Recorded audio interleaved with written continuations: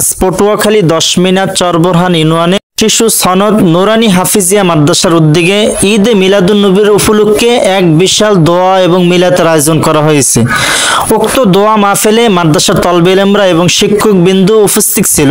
আল বাদরু আলাইনা মিন সানিয়াতিল ওয়াদাওই ওয়াজাবা শুকরু আলাইনা মাদাআ লিল্লাহি দাইয়া নবী সালামু আলাইকা ইয়া রাসূল সালামু আলাইকা ইয়া হাবিব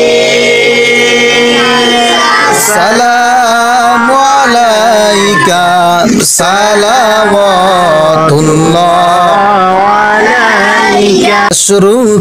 রব্বুল আলামিন আজকে দোয়া এবং মিলাতের আয়োজন করেছি মালিক। পয়গম্বর মুহাম্মদুর রাসূলুল্লাহ সাল্লাল্লাহু আলাইহি ওয়াসাল্লাম এই দিনে দুনিয়াতে আসছে, আবার এই দিনে চিরবিদায় নিয়ে চলে কারিম থেকে তেলাওয়াত করেছি মালিক। মালিক দুরূদ শরীফ পড়েছি মালিক।